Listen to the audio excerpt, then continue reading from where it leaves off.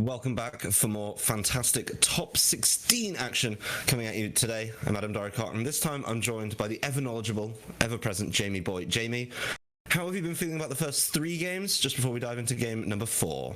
Yeah, there's been some great games coming out there. That Registeel, being able to survive so many attacks thrown at it. We've seen Iron Defense Body Press pick up on a few Pokemon at this point. Registeel was the primary target for that, and still showing why it is so good at going for that Iron Defense Body Press set. Being able to increase its defenses while putting on the offense, really strong showing coming out there.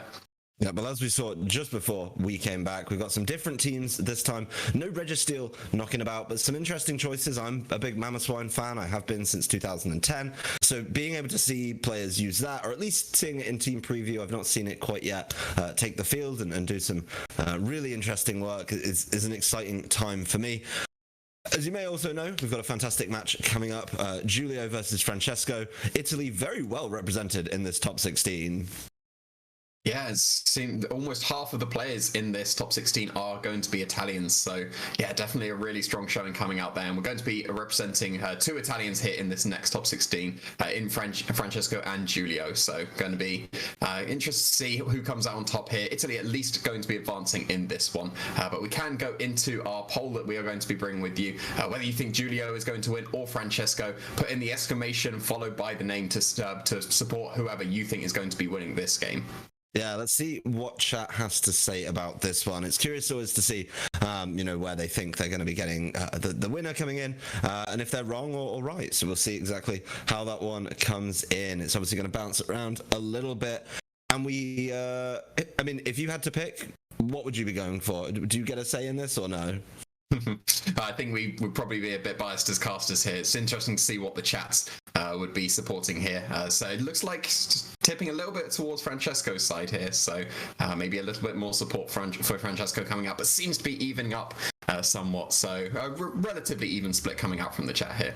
I'll give the answer, Jamie. If as a caster you ever get asked who do you think's going to win, you always just tell them, I just want to see some good games. That's all I want. I want gameplay to win today. So it looks like a good split between the two of them, maybe to influence people's decision a little bit later. Let's take a look at the player profiles and see what they've done over the past few years. These are names that aren't really particularly shocking, particularly when you watch a lot of these tournaments, starting with Giulio. Obviously, the spring qualifier number 3 was a big event for him, being able to win that one, and had a really good run over in the Players Cup 3 qualifier for Europe as well. Back in winter, making good performances in more of the Victory Road circuit, and actually winning the X9 League number 1 as well. It was a few months ago, but still all good experience in a very short space of time. I'm going to be bringing those two horses that were introduced in the DLC as well as Spectria and Glastria have been paired together quite commonly because you do have that super fast mode with the Spectria and the super slow with the Glastria, and then of course that Regieleki to be really fast as well. Often seeing Clefairy paired up with these, but opting for the Amoonguss as the supportive redirection Pokemon for Giulio here. So going to be interested to see how much work that Amoonguss can put in for Giulio. We can have a look at Francesco's team now, as we're going to see his team come out here. Going to be another Sun team with that Venusaur Torkoal, but also adding that Charizard on top for good measure. So really going in with this Sun team as well. The accomplishments there, being able to get the top 32 and top 4 and another top 32 in the spring qualifiers. So 3 qualifiers coming out for Francesco, putting in a good showing there, as well as getting the top 25 in the very first Players Cup in the European division. So a very tried and true Sun team, but throwing on that Mamoswine as well is something we don't see too often on Sun teams. No, it's something a little bit different, and an adaptation I like. I know going back to Players Cup 3, a lot of players, really started to enjoy the Umbreon a little bit more, and I know that particularly the European kind of representation when we got to the global finals, were really enjoying that Umbreon. So a lot of players looking at it, thinking it's going to be an important part of their team, and sticking with it as the series change as well. I'll be curious to see which of the horse Pokemon we get from Giulio. I think they both kind of play a very important role, and I'll be excited to see if one really decides to break out over the other. Yeah, so we're going to be seeing this from Giulio's side, and he is going to be facing against a very hard Sun team, it seems. A lot of players are opting just for the Venusaur and the Torkoal, but throwing on the Charizard as well, going really hard in on that Sun mode. You do have the Landorus on Giulio's side of the field. That is a very common answer to that Sun mode. Does pretty well against the Charizard as well if it can get in position to be able to get those rock moves off. But then you've got that Mamoswine on Francesco's side of the field, which is a very strong counter to the Landorus. So it seems like Francesco's designed his team to be able to counter some of the most common Sun counters in that Landorus. So it could be a little bit tricky for Giulio here to be able to position his Landorus, but probably going to be relying on that to try and beat the Sun. He does also have the Glastrier, which does very well against the Venusaur part of the Sun Core, but not against Charizard really at all. Especially if you pair it up with Redirection with the Glastrier, that's a normal way of being able to beat the Sun because you can overwrite the Sun with the Hail, but Charizard having access to Heat Wave would just completely ignore that. Yeah, you don't really want to throw down a Moongus and Glastrier in front of a Heat-Waving Charizard. It's not what I would describe as a premium pairing. But the leads are taking the field. Regieleki Charizard, very offensive, very fast coming out from Francesco's side. And Giulio, there's the Glastrier, but it's next to, interestingly, the Regieleki. Yeah, both players opting for the Regieleki here, so potentially wanting to maybe Volt Switch out with Francesco's Regieleki here, because if you go for the Volt Switch with the Regieleki and then switch into the Torkoal based off that Volt Switch, you'll still be able to activate the solar power of the Charizard on the same turn and be able to do some huge amounts of damage. But then at the same time, the Charizard is facing down an opposing Regieleki, which could be doing a lot of damage back to that Charizard. So Francesco does have to be very wary if that is the play he was planning to do, to be able to Volt Switch into that Torkoal, because the Regieleki on Giulio's side of the field is threatening down that Charizard so much. But then Charizard is threatening a lot of damage into this Glastrier as well. So we're going to have to see how this first turn plays out with the Regielekis. Yeah, the timer was ticking a little bit low. The Charizard's leaving the field, respecting the Regieleki on Giulio's side. He knows what he's done. We saw it in the menu. The Mamoswine has made its appearance, and this could be an important switch in for Mamoswine, showing why it's very, very good. The Amoonguss coming in to try and help out the Regieleki, keep some of those nasty attacks away from it, and see if it can deal that damage. But the Dynamax was selected by Giulio. We know that for a fact. And it could be one turn not going so hot for it, as its moves will be coming to play. Yeah, the Charizard probably the premium target there for Max Lightning, and Mamoswine would just shrug that off completely. Yeah, well, the no damage done from the first of the max moves, as the Volt Switch from Francesco's side will head towards what is now the Amoonguss. Nice little switch there, I think, keeping that Glastrier safe from taking any damage. And now Francesco gets to completely reshape his board over here in the first turn. May show the fourth Pokemon, or may just show us once again that Charizard's still available and still a threat. I'd be shocked to see it there in front of the Dynamax Regieleki, but maybe he feels like he's got to play around it.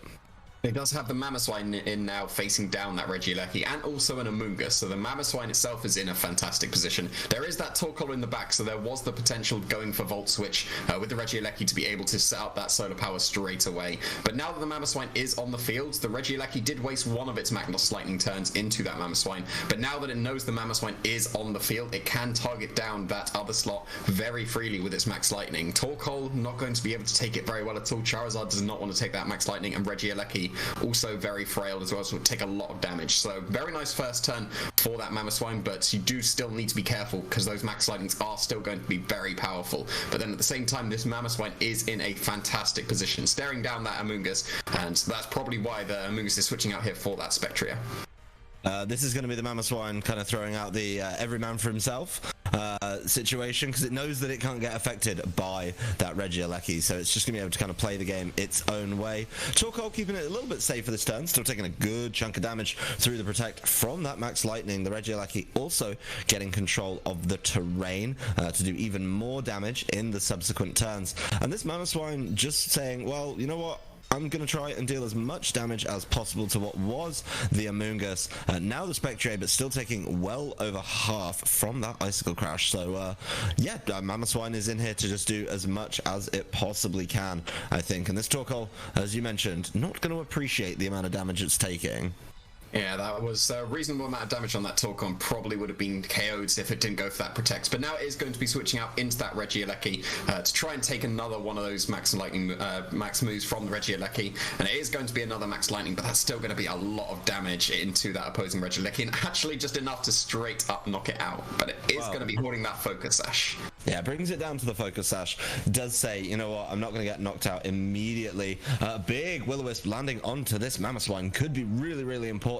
We've seen these Spectriers become a little more supportive and do more than just throw out huge damage every single time, as the high horsepower after that Will-O-Wisp burn is not going to be able to get the knockout on Spectre, and that's a really big turn for Giulio, I think, there, being able to get damage down and keep his Spectre around for one more turn. Really, really important. Getting that burn on the Mamoswine, it was looking in a really strong position against the 4 Pokemon that Giulio brought. So if that Mamoswine was allowed to just keep attacking in its normal stages of attack, it would have done a lot of damage. But now, somewhat in control with that burn, and the Focus Sash on the Regieleki meant that the max moves on the Regieleki are now used up, and Francesco can respond in kind whenever he wants with his own Dynamax. Yep, he's going to be able to save that for kind of the premium condition. That doesn't mean there's no Dynamax for the Glastrier, which is something that usually likes to take that and definitely has capitalized off that in the past. But it's going to be playing the game a little bit differently without access to that now. The Regieleki over on Francesco's side of the field, finally knocked out by the Volt Switch, and just giving Giulio a little bit of time to pivot the board around and see what he can do in this one. Obviously, Francesco getting some damage down before his Regieleki fell, which could be quite important. But now the Amoonguss Glastrier combo that you talked about right at the beginning of the game is here. And this Amoonguss and kind of the way he's been playing around this Mamoswine, really, really good. After that turn 1 bait and switch, the Mamoswine's not quite been able to achieve its full potential, I think. Yeah, it was able to use up that max lightning turn very well, but now its damage output is very limited. But now you have one of the strongest damage dealers in the format if you get the Sun up.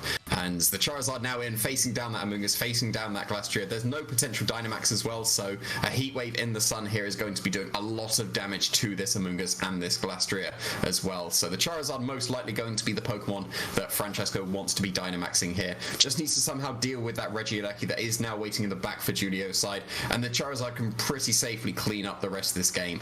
You probably do need at least 2 Airstreams though to be able to outspeed the Regieleki, so you do need to be careful of it waiting in the back, especially because the electric terrain is up. You'll still be able to do a lot of damage with the Regieleki, but we are going to be seeing that Dynamax, or most likely Gigantamax, coming out from the Charizard on Francesco's side of the field. But no, instead it is going to be that burned Mamoswine that is opting for the Dynamax instead, so probably content with just the spread damage in that Heat Wave.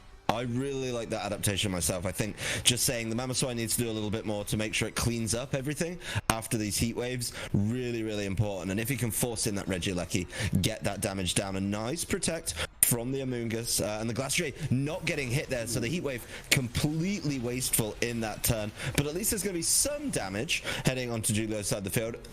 Not much, but some, from the Steel Spike from Mamoswine, getting those defense boosts to maybe try and help out a little bit against this Glastrier, and Glastrier just struggling a little bit there to get the damage down. That looks like the end of the sun as well, as the battlefield looking a little dimmer in this one.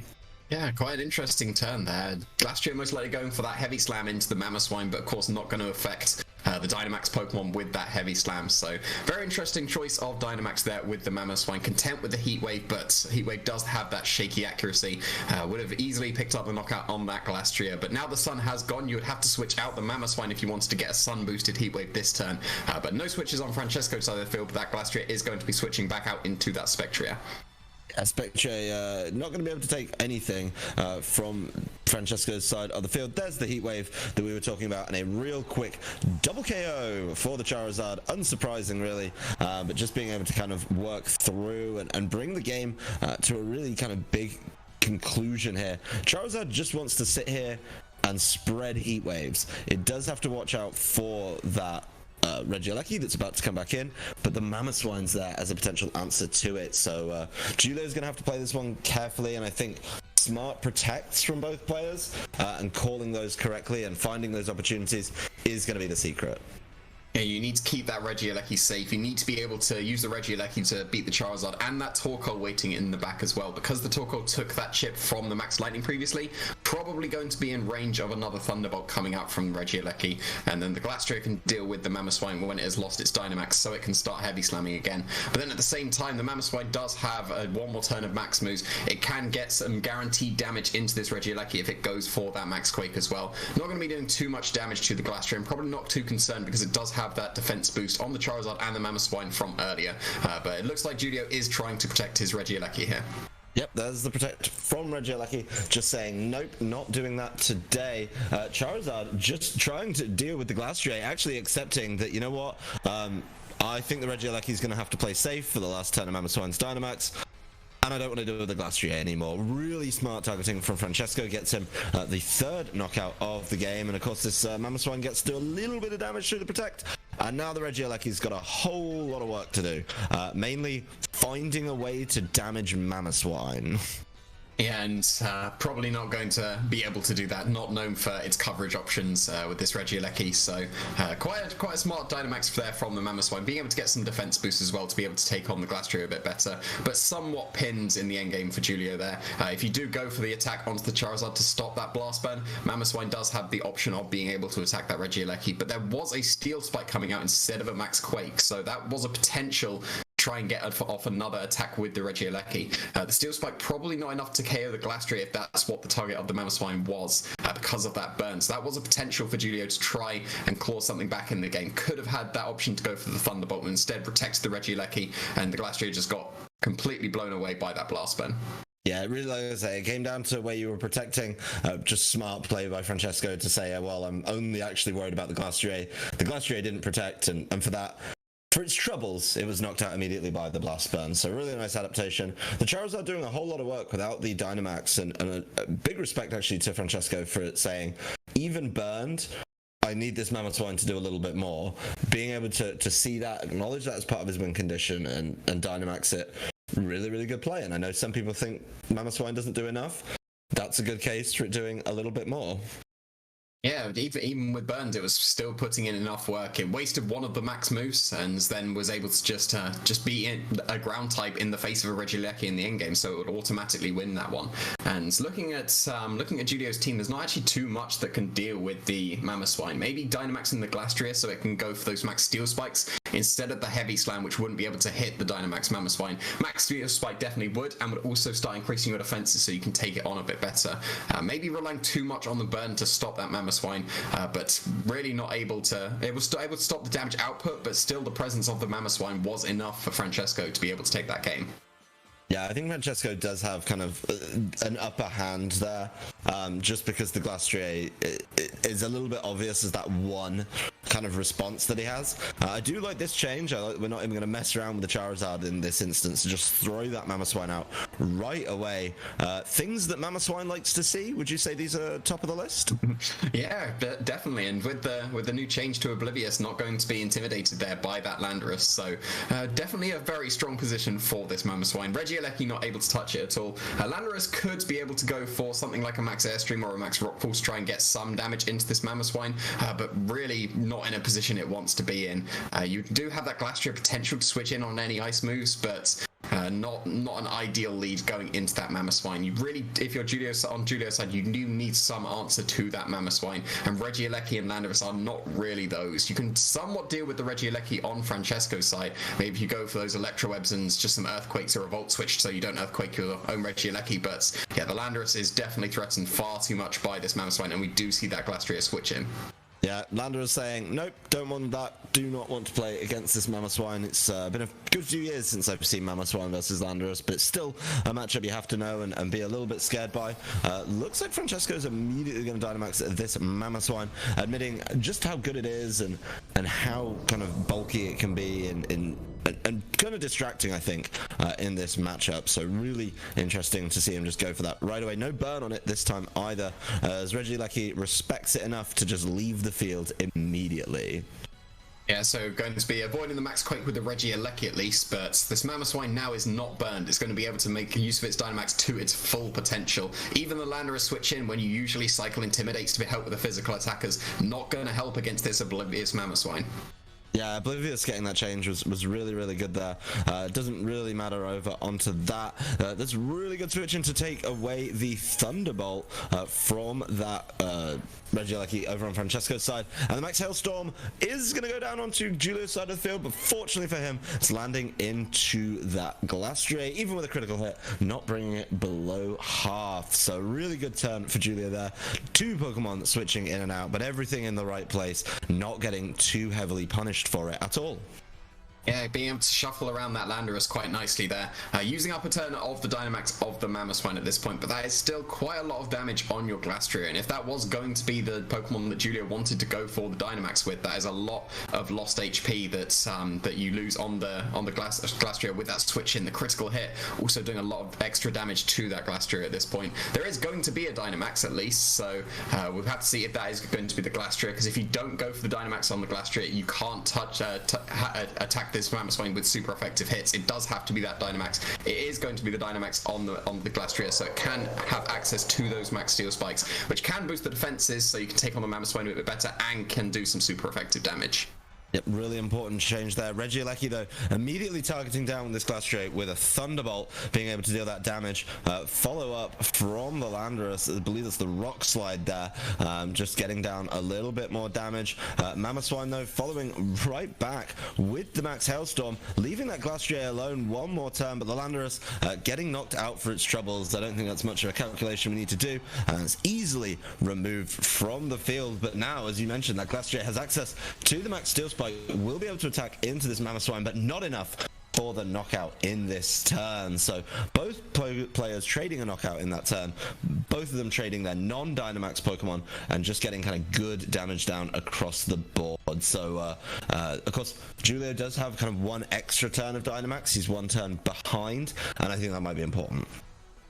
Yeah, and you do have to be wary of those, the Sun Mode waiting in the back, whether that's that Torkoal or the Charizard as well. If it's the Charizard and the Regieleki comes in here, it is going to be that Charizard. I would not want to face down that Regieleki at all, but would be a very good answer against the Glastrier. So that is what we are seeing. We're seeing the Charizard on Francesco's side, we're seeing the Regieleki on Giulio's side. So Giulio's Regieleki is somewhat keeping the Glastrier safe from that Charizard. If it does go for the Thunderbolt into the Charizard, that will be able to pick up the knockout. But at the same time, if you just protect the Charizard and go for a Max Quake, the Regieleki is gone, and that's the best answer to the Charizard here. So it's going to be very awkward for both of these players. You want to try and position your Regieleki to take care of the Charizard, but at the same time, you want to try and avoid taking the Max Quake from the Mamoswine while keeping the Charizard on Francesco's side of the field. So a very awkward turn coming up for both of these players. We'll see exactly how it plays out, see if the Charizard Mamoswine combination does cover each other just as well as some people like to talk about. Definitely slow, thoughtful decision making from both trainers. Regieleki immediately leaving the field, it just puts a little bit of pressure on. Francesco seems to love that play, looking real excited about that one. Glastrier with the Max Guard, not taking the damage from this Charizard, even though it's going after it, didn't manage to get it there. And the Max Quake coming through, heading towards the Amoonguss, would have been, of course, that Regieleki would have been a preferred target, but yeah, a lot more damage going down, and actually leaving the field there maybe a little bit early for the Regieleki, maybe expecting the Charizard to leave, but it didn't. It stayed in, and it's in a good position for this turn, like a really, really good position. Yeah, it seems like Francesco definitely got the better end of that turn. Now facing down the Amoonguss and the Glastrier, most likely going to have the Torkoal waiting in the back as well. The Mamoswine has used all its turns of Dynamax, so switching it out at this point wouldn't be wasting any of those turns. You can switch into the Torkoal and get a super powerful Heat Wave into both the Amoonguss and the Glastrier, which both of them do not want to be facing down against this Charizard. You did need that Regieleki on the field to be able to put on the pressure on this Charizard, but now that that is off the field for this turn, that Torkoal is switching in to get up the Sun, overwrite the Hail, and really, really power up this Charizard. Yep, all eggs in the Charizard basket for this turn. Amoonguss is trying to buy some time by distracting, of course, with the Rage Powder, though. Charizard doesn't care about that, lands the Heat Wave, lands onto both, no misses here, and Francesco has put himself in a fantastic position. I don't think there's any way this Regieleki can win now because of that Mamoswine in the back, so Francesco feeling real good about that play, that Torkoal switch, just making sure the damage is all there. You can understand why Giulio switched out that Regieleki, because you do need to keep the Charizard safe so you can deal with the Amoonguss and the Glastrier. Definitely expecting that switch coming out from the Charizard, but it was going to be an awkward turn for both the players regardless, and Francesco came out on top there, managing to connect with both Heat Waves. Even though the Regieleki is now on the field chasing down that Charizard, can knock it out with a Thunderbolt, still has to contend with the Torkoal and the Mamoswine waiting in the back, and not going to be able to hit any of the Pokemon. The Charizard preserving itself, it seems, switching into that Mamoswine, just so that the Mamoswine can come in and deal with this Regieleki a little bit quicker. Mamoswine silencing some of its doubters maybe by coming in and showing exactly what work it can do, taking attacks with no damage from the Regieleki, one of the best ones. Torkoal might be trying to sneak in a little knockout of his own though. Just saying, you know, I'd like to knock out there. Francesco with the satisfied smile as he knows he's got it locked up this turn, and Giulio doesn't allow that one to happen, says, you know what, I've been beat here. I haven't had the answer to the Mamoswine properly. The Glastrier, even though it had the potential to do it, wasn't quite enough when given the opportunity, and Mamoswine Charizard just kind of showing how good they are as a pairing. Played super well right there by Francesco. Yeah, you can see the value of these anti-meta picks, as people say. Mamoswine is very good against certain Pokemon, and we saw it being very good in that matchup there. So being able to cover some of Sun's weaknesses quite well.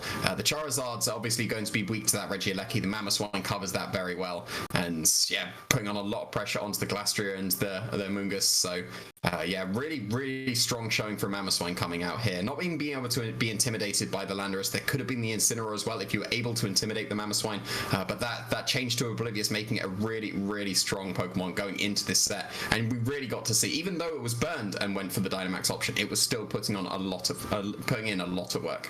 Yeah, two really good games for the Mamoswine there. Can't ignore the Charizard. I mean, the Charizard helped out so much. The Glastrier, Amoonguss trying to kind of come in together. You can't just do that when there's a Charizard in the field and there's Heat Wave available. So the matchup was definitely tough for Giulio, not how you want to go in 16, but he did bring it close, and a fantastic game played by both trainers. Just a couple of decisive turns with some really big mind games, I think, being the deciding factor there. Yeah, so really good showing there for Francesco, going to be advancing into the top